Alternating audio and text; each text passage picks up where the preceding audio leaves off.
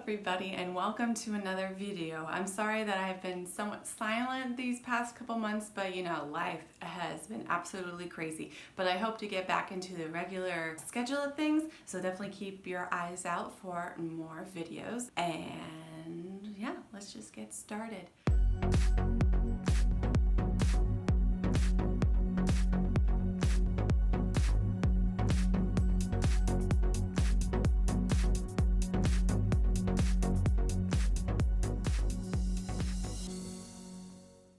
You probably landed on this video because you either started selling on Etsy or you are considering selling on Etsy, but I definitely recommend you watching through this complete video because these are the things that I would love to tell every new Etsy seller before they get started on Etsy. So a little background on me.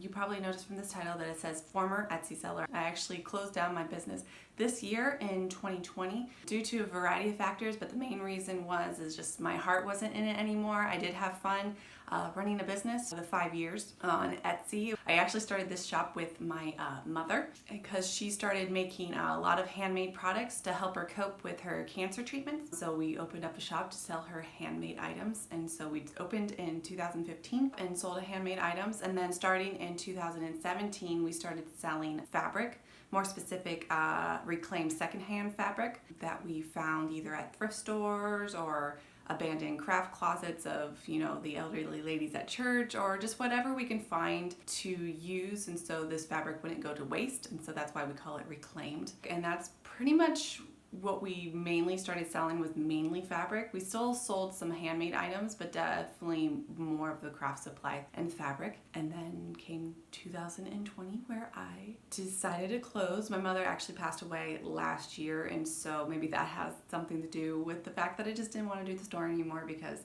she wasn't around anymore to enjoy it with. And so yeah, I wouldn't be considered what you call like a big Etsy seller, that's for sure. I did not sell thousands of products. I think I just passed 1,800 sales this year, and so I definitely don't have like the thousands. You see some Etsy sellers that have sold like millions of products or tens of thousands of products. It's crazy. I was definitely not a big time seller. I did have regular sales, that's for sure, but I just wanted to let you know where I'm coming from. And so yeah, I have 5 points that I do want to make for all of you who are new to Etsy. So these 5 points are things that I believe new Etsy sellers need in order to get their shop in the right path towards success, in my opinion.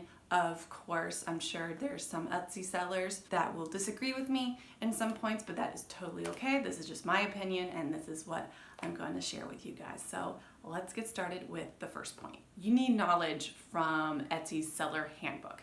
And if you don't know what the seller handbook is, you probably have not read it yet. But if you go to Etsy.com, scroll all the way down to the bottom of the page, under the sell section, there should be a little link that says seller handbook. And I definitely recommend all new Etsy sellers to read this. Even if you've already started your shop and haven't seen much success, or if you haven't even started your shop yet, you need to read this seller handbook. Etsy gives you so much information on how to run an Etsy shop and how to function on their platform, and they give you lots of interviews from other people that have been successful on Etsy. There's a lot of things that like just shows you how like do things with your shop, how to make your listing, how to do photography, how to do customer service, everything. Everything you need to know about running a business, especially on Etsy, is going to be in the seller handbook. So definitely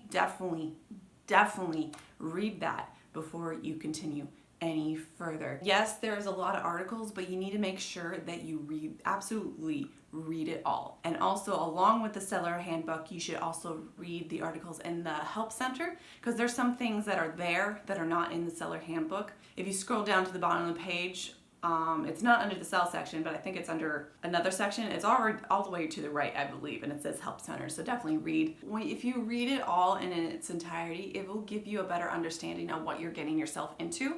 Many people like jump in head first saying, oh, I'm going to sell these things, but they don't know how to run a business. And that's one of the things that you'll need to know. Like, you don't need to be perfect.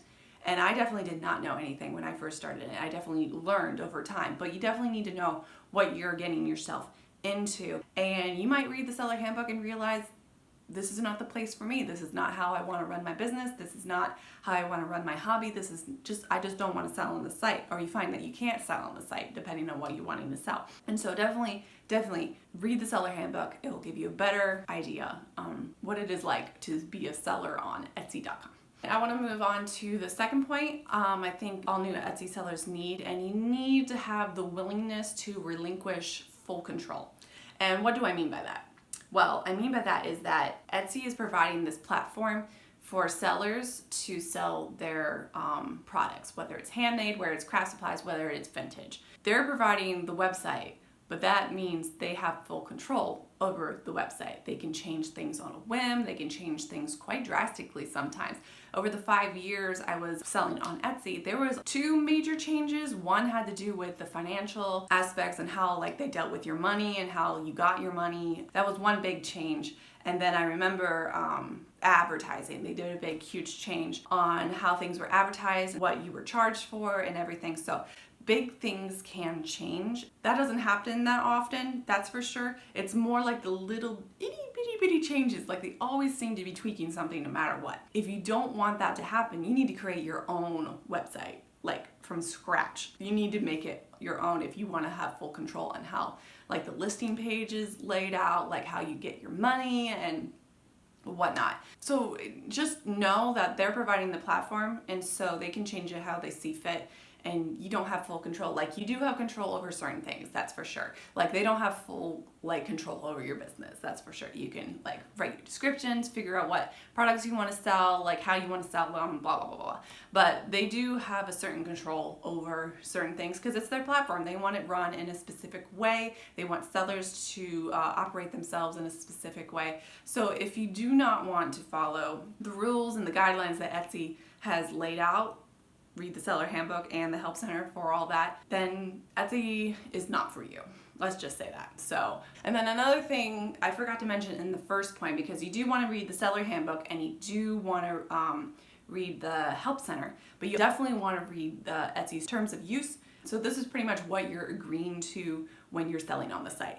You're agreeing to certain guidelines, how things should be run and everything. They have a whole bunch of rules, how they access your information, how they access your financial information, blah, blah, blah, blah, blah. Everything there. If you're concerned about privacy or just how things are run, definitely read the terms of use. And I know nowadays not many people read those at all, but it's really important, especially if you're worried about relinquishing full control. I think that's all I want to say on this point. So just definitely remember, you're not in full control. And if you want full control, go make your own website. So the third point that I really, really, really want to drive home, because I don't know how many times I have seen new sellers in the forums complaining, saying that I haven't gotten any sales. And then you dive deeper and it's only been a week or a month, or if the worst case, a couple days. Oh gosh. It's just you kind of cringe when you see those, and I know these people are meaning well because they come to the website with certain expectations.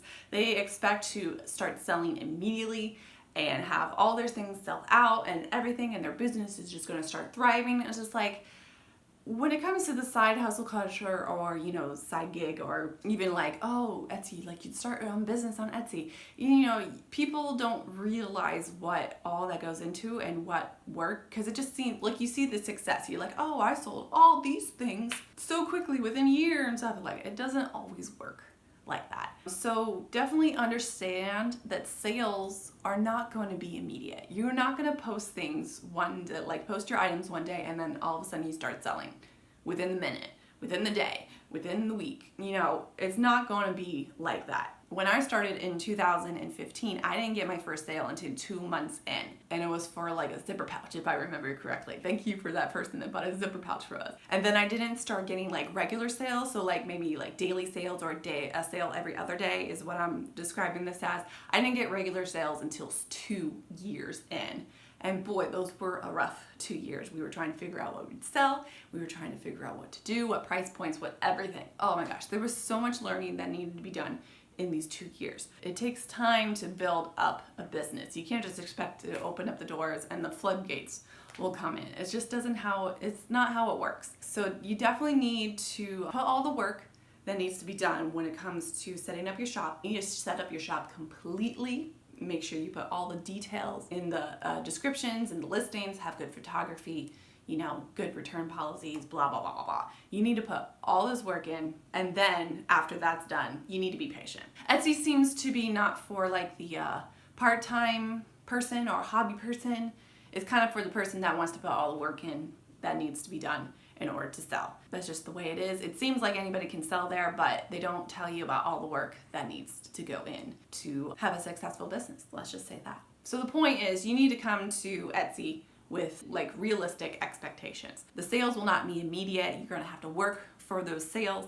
They're not just gonna come to you. And I think that's all I want to say on that point. So let's move on to the next one. So the fourth point, or fourth thing that I think new Etsy sellers need, is they need to recognize the need for flexibility. And now let's explain what I mean by that. You may get really excited about knitting, let's say mittens in like really colorful, crazy patterns. And you're so excited because you're like, oh, these mittens are so cute. You might have sold some to your friends, sold some to your family or whatnot, and everybody loves them. And you're like, yes, I'm gonna go to Etsy.com and put these cute mittens on Etsy, and I'm gonna sell millions and get rich and everything. And you put them on and nobody seems to like your mittens. And I know how heartbreaking that can be. You make a product and you're so excited. Like, sellers get really excited, creators, artists get really excited about their product, and they put it out to the public and nobody seems to like it. In the case like this, you're gonna need to be flexible. So there's two issues that might be the problem here. Either there's no demand for these crazy multicolored mittens. The other issue you might have is that somebody already beat you to this idea. And so they already have a following, their business is established, and everybody goes to another business to buy these mittens. And you are being buried by these people. So those are the two main problems that could be the issue. We're not gonna talk about like, oh, if you have problems with your listings, you not have SEO figured out, or your tags, or your pictures are bad, blah, blah, blah, blah. If you do everything else right and you still don't see a demand, these are the two problems. So when it comes to the problem of there's no demand, you might need to tweak your approach or what you create in order to sell. And so you might realize, oh, people are not gonna buy like the multicolored ones, but people might buy solid color ones in more neutral tones like blacks, maybe reds, maybe tans, you know, maybe whites, who knows? So what you need to do is make those instead. Yes, they may not be as fun to make, and they might not, you know, fulfill your destiny or replenish your soul or whatever, but you need to sell what's in demand. You need to sell what people are buying. And because if you're not gonna create what people are buying, then you're not gonna sell things. It's just as simple as that. And so you're gonna need to adapt and change what you make. So the other problem that you have if you find that you're not selling or nobody likes your products is that there's too much competition. So that being said, like if you were making the mittens and you find, oh, other people are selling those crazy multicolored mittens and they're selling, and you're like, oh, I make these too, why can't I sell those? The market might be too saturated with those products, and so you can't really bust through, you know. You need to find a way to worm in. And so that means you need to find a niche. You need to find a specific area that your competition didn't really utilize. And so, for example, you're selling the mittens and you find that people are not making the mittens out of a specific type of yarn. Let's just say the competition is using acrylic yarn to make those mittens. What if you decide to use something more high quality? So maybe like wool or alpaca.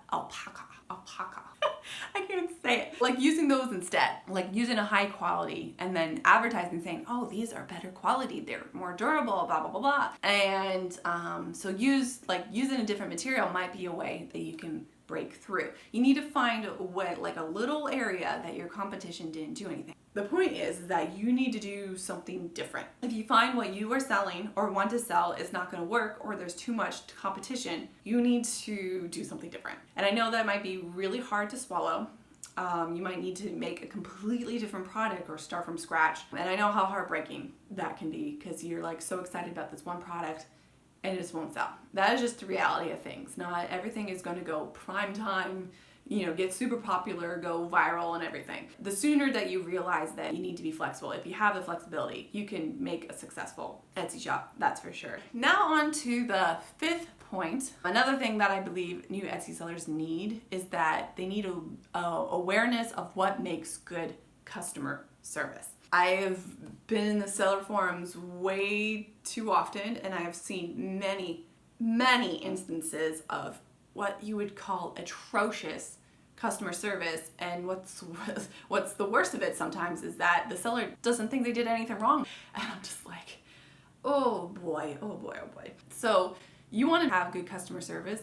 And what I always say is like, what do you expect from customer service? Like if you bought something and it didn't arrive, or bought something and it was broken, or bought something and it was just not the quality that you wanted, what would you want customer service to do for you?